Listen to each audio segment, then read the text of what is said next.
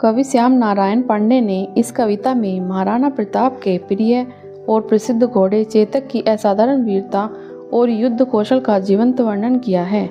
हल्दी घाटी का युद्ध चल रहा था और रणभूमि चारों ओर से शत्रुओं से भरी हुई थी। ऐसे भयावह वातावरण में भी चेतक बिल्कुल नहीं घबराया।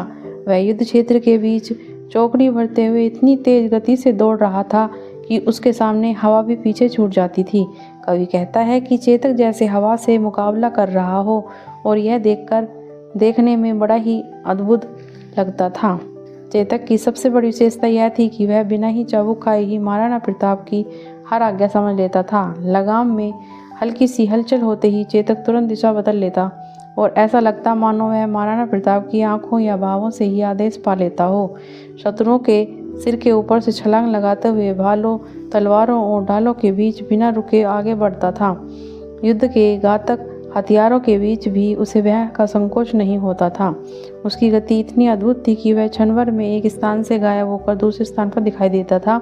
कोई स्थान ऐसा नहीं था जहां वह न पहुंचा हो और कोई शत्रु ऐसा न था जिसके सिर के ऊपर उसने छलांग न लगाई हो। उसकी चाल और उछाल देखकर शत्रुओं की सेना स्तब्ध रह जाती थी। चेतक केवल महाराणा प्रताप को युद्ध में रक्षा ही नहीं देता था बल्कि उनके लिए आक्रमण का मार्ग भी बनता था। कवि चेतक की तुलना उफनती नदी से भी करता है जो अपने वेग में बहते हुए सब कुछ अपने साथ ले जाती है। अंत में वह कहता है कि जब चेतक दुश्मनों की ओर बढ़ता था तो लगता था मानो व्रज युक्त बादल दुश्मन की सेना पर टूट पड़ा हो। उसके खुरों की टापों से धरती गूंज उठती थी और शत्रु दल भय और आश्चर्य से भर जाता था। चेतक की वीरता, निष्ठा, स्फूर्ति और समझदारी देखकर सभी दंग रह जाते थे।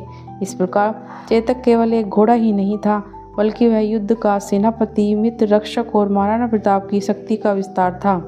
इस कविता में कवि ने वीर रस के माध्यम से चेतक की अद्वितीय वीरता को अमर बना दिया है।